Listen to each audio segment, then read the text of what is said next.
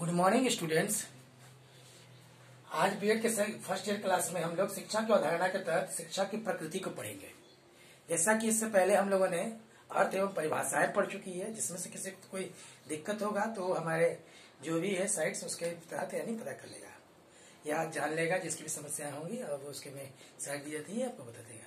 आज हम पढ़ेंगे शिक्षा की प्रकृति। शिक्षा की प्रकृति को जो भी मूलभूत आदर्श है हमारे जो भी सामाजिक शास्त्रियों ने, राजनीतिज्ञों ने, अर्थशास्त्रियों ने, मनोवैज्ञानिकों ने, वैज्ञानिकों के विचार जो भी के अनुसार हम लोगों ने शिक्षा के निम्नलिखित प्रकार बताया। पहला जो प्रकार होता है वो शिक्षा जो होता है एक सामाजिक प्रक्रिया है, जो समाज का चलने वाली प्रक्रिया है। दूसरा होता है शिक्षा जो है विकास की एक प्रक्रिया है, जिसके लेकर हम लोग क्या करते हैं अपने चहु विकास का निर्माण करते हैं। तीसरा होता है शिक्षा एक गतिशील प्रक्रिया है, education is a dynamic process.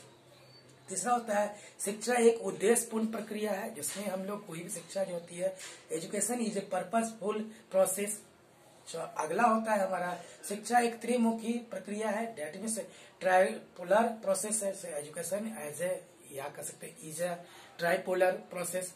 फिर हम इसको कह सकते हैं अनवरत चलने वाली प्रक्रिया। शिक्षा जो होती है जीवन से जन्म से लेकर मृत्यु तक चलने वाली प्रक्रिया है, इसलिए इसको हम लोग सकते हैं education is a continuous process, ये भी बोल सकते हैं।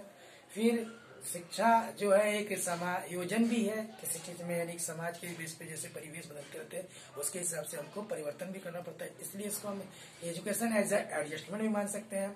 शिक्षा एक जो है प्रकाश पुंज के रूप में है, डेट मीन्स इसको हम मान सकते हैं कि जो हमारे शरीर के अंदर के या जो भी हमारे अंदर की कमियां है उसको दूर करने के लिए ये प्रकाश के रूप में काम करते हैं, इसलिए इसको कहते हैं एजुकेशन एज अ मैनिफिकेशन कर सकते हैं, मैनिसिपेशन कर सकते हैं। फिर अगला बोल सकते हैं शिक्षा एक सांस्कृतिकरण है, जेट में से एज कल्चरेशन बोल सकते हैं।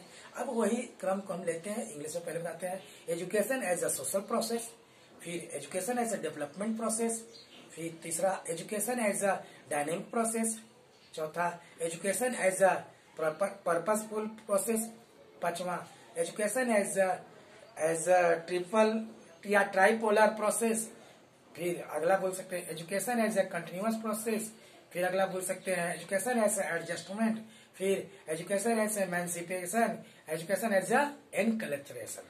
अब इसी पर हम चर्चा करते हैं, जो भी यानी आपको बताया गया 8-10 जो भी है उसके हिसाब से।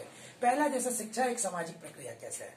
जो शिक्षा होता है एक सामाजिक प्रक्रिया इसलिए माना जाता है कि इसके 3 अंग होते हैं, सिखाने वाला, सीखने वाला और सीखने के विषय अथवा सीखकर वो क्रिया कहाँ लगाता है। जो भी होगा यह बात दूसरी कह सकते हैं कि आदमी जो सीखता है वो समाज के अनुरूप होता है, समाज के लिए सीखता है, यानी समाज की उपस्थिति में ही वो कार्य कर सकता है, इसलिए इसको हम लोग सामाजिक प्रक्रिया कर सकते हैं। जैसे समाज एक हमारे पर्दे के पीछे कार्य करने वाला एक तरह से तथ्य है, जिसके अंतर्गत हमें लगता तो नहीं है कि समाज हमारे साथ है, लेकिन हम समाज के साथ है और समाज हमारे साथ चलता है। दूसरा जो हमारी प्रक्रिया है विकास की प्रक्रिया। प्रत्येक बालक एवं व्यक्ति जन्म से कुछ न कुछ शक्तियां लिए रहता है, उसको संभावनाएं उनमें रहती है, लेकिन इन शक्तियों का सही सदुपयोग कैसे कर सके इसके लिए क्या होता है स्वाभाविक है जन्मजात शक्तियों का जो भी विकास कर सकते हैं वो शिक्षा से करते हैं। सर्वांगीण और प्रगतिशील विकास करने के लिए स्पष्ट है कि हमको शिक्षा की आवश्यकता पड़ती है, इसलिए ये जो है एक विकास की प्रक्रिया के रूप में भी कहा जा सकता है। अगला हमारा है गतिशील प्रक्रिया। कोई भी चीज शिक्षा जो होता है स्थिर रहने वाली प्रक्रिया ना होकर एक गतिशील प्रक्रिया है, क्योंकि जिस समाज में वो कार्य करता है क्रियान्वित करता है कोई भी यानी पढ़ा लिखा व्यक्ति या चाहे शिक्षित व्यक्ति, वो गतिशील संबंध रहता है। जैसे समाज में जो भी परिवर्तन आ जाता है इस शिक्षा का गत्यात्मक प्रक्रिया ही मानते हैं, जिसके कारण वो कुछ न कुछ परिवर्तन को दिखाता है। प्राचीन काल से आज जो परिवर्तन हो रहा है वो शिक्षा के गतिशील प्रक्रिया का ही एक उदाहरण है। अगला होता है उद्देश्यपूर्ण प्रक्रिया।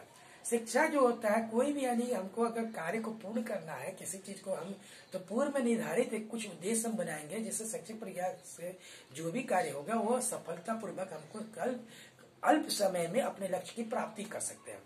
इसके कह सकते हैं लक्ष्य निर्धारण होना चाहिए। लक्ष्य निर्धारण करने के लिए क्या होना है, हमें कुछ उद्देश्यों का निर्माण करना पड़ता है। आगे उसी उद्देश्य की पूर्ति के लिए हम अपने शिक्षा को एक माध्यम बनाते हैं और अपने उद्देश्य की प्राप्ति करके रिजल्ट को देते हैं। अगला, जैसा कि हम लोगों ने बोला था कि इसमें शैक्षिक प्रक्रिया में शिक्षक और अध्यापक का डायरेक्ट संबंध होता है, द्विमुखी होता है, डेट मीन्स बाइपोलर नेचर होता है। इसमें जो शिक्षक है और बालक के अलावा किसी और नहीं, द्विमुखी प्रक्रिया इसलिए बोलता है। व्यक्तिगत जो प्रभाव पड़ता है शिक्षक का, व्यक्तिगत शिक्षक का प्रभाव जो होता है सीधे बालक पर होता है और उसके व्यवहार में परिवर्तन होता है। इस तरह से हम कह सकते हैं जो ये शिक्षक प्रक्रिया द्विमुखी है, जिसमें शिक्षक जो होता है डायरेक्ट कांटेक्ट रखता है किससे, बालक से, और बालक जो डायरेक्ट कांटेक्ट रखता है इसमें जो पुस्तक की थ्योरी जो होती है वो द्विमुखी का काम करता है। तीसरा जो हमारा होता है, हम लोगों ने त्रिमुखी की बात की है, जिसके अंतर्गत क्या होता है, अध्यापक होता है, मतलब बालक होता है, और समाज का वातावरण होता है। ये जो त्रिचक्र है इसी के बेस में इसको त्रिमुखी कहते हैं, जिसमें से शिक्षक जो होता है बालक को कुछ सिखाता है, बालक जो होता है उसी को समाज के वातावरण में लागू करता है, और वातावरण से भी शिक्षक को कुछ ना कुछ मिलता है जो कि इस परिवेश के अनुसार शिक्षा होती है। इसके लिए इसको हम लोग त्रिमुखी कह सकते हैं, या हम कह सकते हैं ट्राइपोलर प्रोसेस है। अगला होता है education as a continuous process. Education as a continuous process होता है जन्म से मरने तक या जन्म से मृत्यु तक बच्चा कुछ ना कुछ अपने अनुभव के द्वारा शिक्षा को, यानी प्रदापित जो भी शिक्षा है उसको प्रतिमान बनाकर आगे की ओर चलाता है। जन्म से लेकर मृत्यु तक वो चलता है, आता है, कुछ ना कुछ अनुभव से सीखता है, और वो भी अनुभव भी क्या है, शिक्षा है। इसलिए इसे हम शिक्षा इज अ कंटिन्यूअस प्रोसेस कर सकते हैं, या कर सकते हैं ये अनवरत जीवन से मृत्यु तक चलते रहता है, कुछ ना कुछ सीखता है। इसलिए इसको शिक्षा को हम लोग मानते हैं अनवरत चलने वाली प्रक्रिया, ठीक है ना। जीविकोपार्जन के लिए जो बालक होता है वो जन्म से लेकर मृत्यु तक कुछ ना कुछ शिक्षा के आधार पर ही कार्य करता है। अगला होता है शिक्षा जो होता है समायोजन भी है। मान लीजिए जो विपरीत परिस्थितियों में अगर कोई समस्याएं होती है उसमें समायोजित करने के लिए शिक्षा जो होती है बहुत बड़ा साधन के रूप में कार्य करते हैं। इसलिए कई बार वो दिक्कतें होती हैं, जो दुविधाएं होती है हमारे दिमाग में या चाहे मस्तिष्क में, उसको खत्म कौन करता है, शिक्षा करता है। इसलिए शिक्षा को हम एक समायोजन भी करते हैं। समाज के परिवर्तन जितने भी होते हैं उसके अनुसार परिवर्तन जो भी किया जाता है और उसमें समाहित होता है उसी को समायोजन करते हैं। समय समय पर आदमी को निरंतर जो प्रकृति में परिवर्तन है उसके हिसाब से समायोजन जरूरी है। अगला होता है शिक्षा जो होता है एक प्रकाश पुंज के रूप में। हमारे शरीर में जो अंधेरे के अंदर अंधकार के रूप में अज्ञान है उसको जो दूर कर किससे कर सकते हैं, प्रकाश से कर सकते हैं। वो प्रकाश कौन है, ज्ञान रूपी प्रकाश है। जिसके लिए रविन्द्रनाथ टैगोर ने बहुत पहले एक पोयम सुनाया था, where the mind is without fear, जहाँ जो मस्तिष्क हो वो क्या हो, भय मुक्त हो। उसमें क्या कहा, उन्होंने कहा था कि जो इग्नोरेंस है वही क्या है, हमारा अंधकार है, उसको हम दूर किससे कर देंगे, ज्ञान से, डेट मीन्स नॉलेज के बेस पे उन्होंने क्या किया था, अंधकार को दूर करने की बात कही थी। अगर आप चाहे तो उस पोएम को पढ़ सकते हैं, आराम से निकाल सकते हैं। उसके टॉपिक जो है where the mind is without fear, जो लिखा गया है रविन्द्रनाथ टैगोर ने, तो आपको बहुत अच्छे से समझ में आ जाएगा। एक उदाहरण के लिए भी कह सकते हैं कि प्रकाश पुंज के रूप में कैसे काम करता है। जो भी अज्ञानता है, हम शुरू जन्म से तो कुछ शक्तियां पाते हैं, ज्ञान लेते हैं, लेकिन जरूरी नहीं है कि वो पर्याप्त हो। इसलिए हम लोगों को क्या करना चाहिए, शिक्षा को एक प्रकाश पुंज के रूप में मानकर हम यानी कि जो भी दुविधाएं हैं उसको खत्म करने का प्रयास करते हैं। अगला होता है एनकरेजर।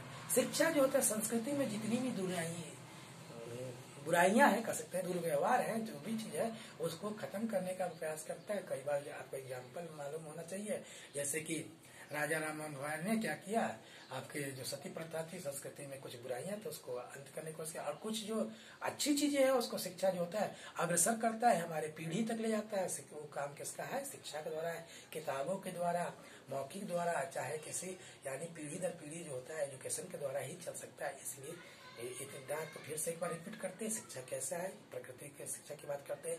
इंग्लिश में हम पहले बोलेंगे education as a social process, दूसरा हम बोलेंगे एजुकेशन इज द डेवलपमेंट, तीसरा education as a dynamic process, education as a purposeful process, education as a bipolar process, education as a या इज अ कह सकते हैं, एज अ नहीं लगा सकते हैं, is a tripolar process, education is a continuous process, education as a adjustment, education as emancipation, education as a as enculturation है। हिंदी वाले को किसी को दिक्कत है तो फिर से सुन लीजिए। एजुकेशन जो शिक्षा जो है एक सामाजिक प्रक्रिया है, शिक्षा जो है विकास की प्रक्रिया है, शिक्षा जो है गतिशील प्रक्रिया है, शिक्षा एक उद्देश्यपूर्ण प्रक्रिया है, शिक्षा जो है द्विमुखी प्रक्रिया है, शिक्षा त्रिमुखी प्रक्रिया है, ये अनवरत चलने वाली प्रक्रिया है, ये जो है एक समायोजित प्रक्रिया है, इसमें जो होता है एक प्रकाश पुंज के रूप में है। अंत में बोल सकते हैं ये एक तरह से क्या है, संस्कृतिकरण है। धन्यवाद। अगले दिन हम लोग अगला टॉपिक पढ़ेंगे।